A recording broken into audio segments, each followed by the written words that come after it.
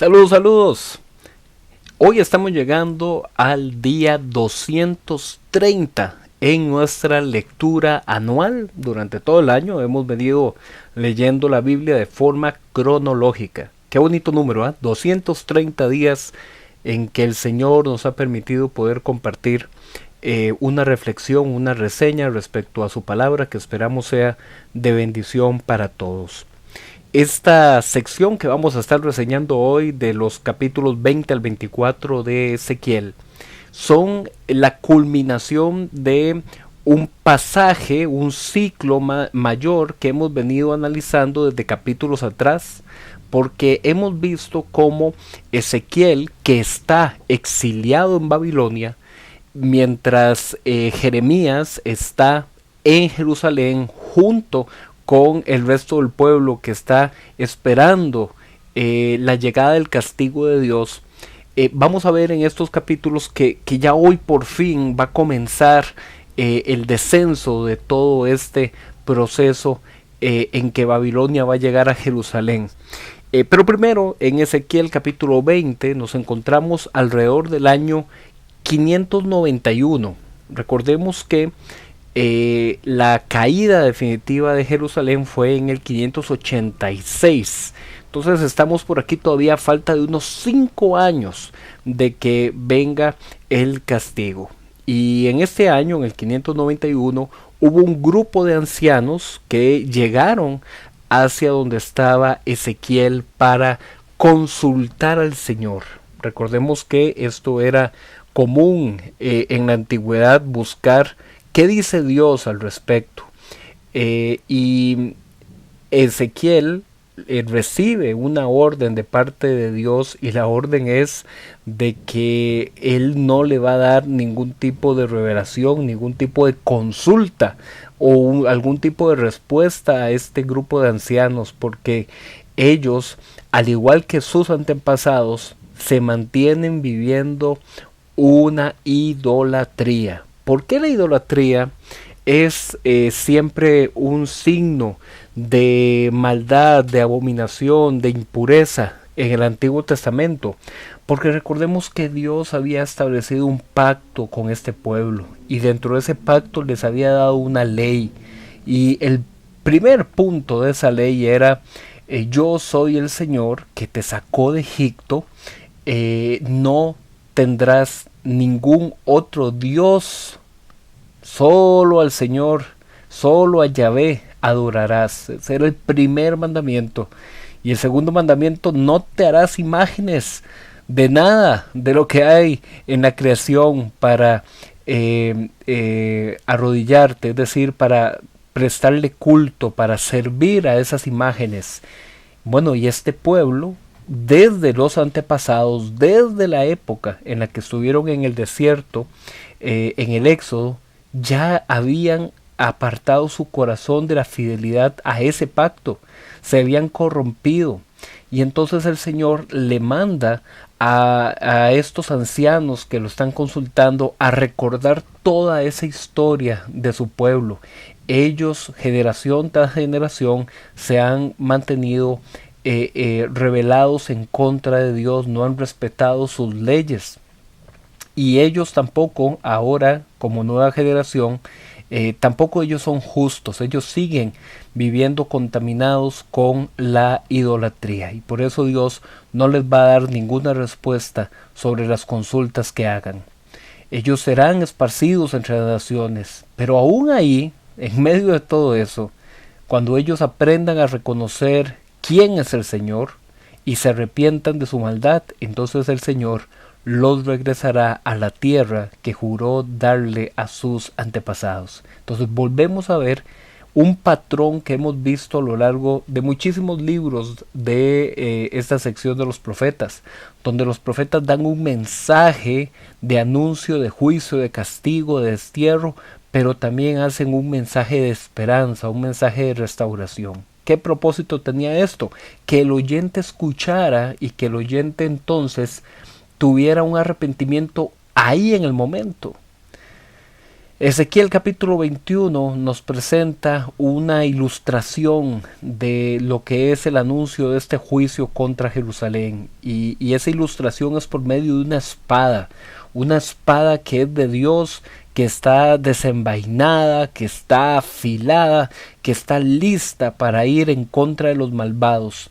Y el juicio y el castigo va a ser tan grande por medio de esa espada que representa el poderío del ejército de Babilonia, que incluso aquellos justos dentro del pueblo también van a ser alcanzados por esa espada. No porque el Señor se satisfaga en castigar a justos e injustos, sino porque el castigo va a ser tan generalizado, va a ser nacional, que también ellos van a ser alcanzados como víctimas de la invasión de los babilonios. En Ezequiel capítulo 22 vuelve a darse una profecía contra Jerusalén, que se ha convertido en una ciudad inmoral, una ciudad llena de injusticia, y que por eso van a ser esparcidos entre las naciones. Aquí se nos presenta que la situación de Jerusalén no era de que una vez al año hacían una fiesta para los ídolos, no, era una estructura social corrompida, donde los gobernantes, los sacerdotes, los profetas, los oficiales militares, los terratenientes y el pueblo en general, todos se habían corrompido y se habían separado de la fidelidad al pacto con el Señor. Por eso es que también aquí se utiliza una figura muy interesante para ilustrar esa situación. Y el Señor manda decir que ninguno de ellos se ha parado en la brecha del muro para defender la tierra. Esta imagen de una brecha es pensar en que en una pared, en una tapia, diríamos aquí en Latinoamérica, se haga un agujero que permita pasar al enemigo. Entonces, ¿qué es lo que se espera? De que los que están defendiendo la ciudad entonces vayan a pararse delante de esa brecha, es decir, delante de ese agujero, para proteger a la ciudad. Y aquí la denuncia de esta profecía es que no hay ninguno de ellos que esté dispuesto a pararse para defender al pueblo. En Ezequiel capítulo 23 viene una de las ilustraciones más fuertes y de lenguaje más chocante, y es una profecía que justamente tiene un lenguaje así muy fuerte, muy chocante, porque justamente quiere hacer llamar al oyente o al lector a justamente sentir toda esa repulsión de lo que ha sido la prostitución, la fornicación de estas dos ciudades, Samaria y Jerusalén. Aquí la ilustración entonces es que hay dos hermanas, una hermana mayor y una hermana menor, pero han sido dos hermanas que lo que aprendieron desde su juventud fue a prostituirse cuando estaban aún en Egipto. Y luego esta hermana mayor, llamada Aholá, que significa su tienda, ¿verdad? O dicho de otra forma, que esa hermana mayor tiene su propia tienda, su propio tabernáculo para habitar, lo tienen ellos. Y esto es una relación con la ciudad de Samaria, que recordemos que en Samaria fue donde cayeron en idolatría, porque establecieron ellos sus templos de adoración al becerro de oro. Así es que esta hermana mayor, llamada Aholá, vendría a significar eso, su tabernáculo, su tienda. Y por otro lado, la hermana menor, que representa a Jerusalén, se llama Aholibá, que vendría a significar algo así como mi tienda es de ella, o otra forma de decir mi tabernáculo está en ella. Recordemos que en Jerusalén estaba el templo del Señor en su santo monte. Se nos comienza entonces bajo la figura de estas dos hermanas, la hermana mayor y la hermana menor. La hermana mayor es del norte y la hermana menor es del sur.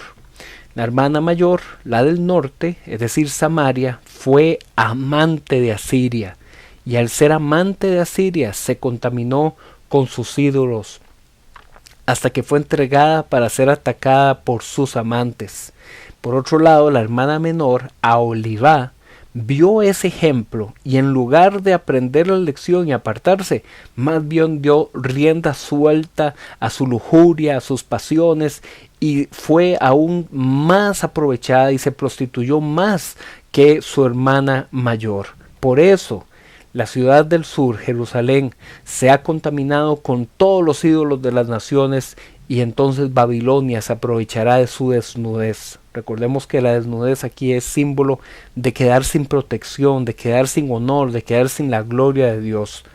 La hermana menor beberá entonces de la copa del castigo y dolor que ya había bebido la hermana mayor. Esto es una alusión a que así como Samaria fue conquistada y exiliada por el imperio asirio, la hermana menor, Jerusalén, va a volver a ser atacada por los babilonios y también va a ser llevada su población al destierro. En Ezequiel capítulo 24 entonces tenemos como el cierre de este ciclo, porque ahora estamos alrededor del año 588. Como lo dije hace un rato, la destrucción de Jerusalén fue en el 586. Entonces aquí estamos como 2 años y medio antes de que llegue eso. ¿Y por qué esa fecha es importante? Porque en esa fecha fue cuando inició el sitio de los babilonios contra Jerusalén. Es decir, cuando los babilonios comenzaron a acampar con su ejército alrededor de Jerusalén. Y entonces acá Ezequiel cuenta esta situación por medio de una parábola. Y la parábola es una olla en la que echan huesos, en la que echan carne y a la que ponen a hervir en un fuego atizado por carbones y por madera. Y esa olla impura es la ciudad de Jerusalén, que será consumida por el fuego, señal o símbolo de la destrucción que vendrá por medio de los babilonios. Dios entonces le anuncia a Ezequiel que le será quitado el deleite de sus ojos, y esta es una referencia a que su esposa iba a morir. Pero Dios le ordena que luego de la muerte de su esposa no guarde ningún tipo de luto o dolor públicamente, porque eso será también una señal para que los exiliados en Babilonia sepan que cuando se enteren de que Jerusalén ha sido destruida, tampoco deberán llorar ni guardar ningún tipo de luto, porque así como la esposa, el deleite de los ojos de Ezequiel le será quitada, también a los judíos les será quitado el templo que representa la identidad y la presencia de la gloria de Dios entre ellos. Cerramos entonces este ciclo de mensajes donde llegamos a este punto culmen donde el juicio ya ha iniciado y el sitio, es decir, el campamento de los babilonios contra Jerusalén ya ha comenzado. Hasta que algún fugitivo, es decir, alguien que escape de ese juicio, no llegue hasta Ezequiel a avisar, él tendrá que seguir entonces guardando este luto, pero en privado. Públicamente no lo deberá mostrar. Después vamos a ver cómo termina esa parte de que él tenga que hacer ese luto privado y también permanecer en silencio. Nos vemos mañana para terminar la semana con el profeta Ezequiel.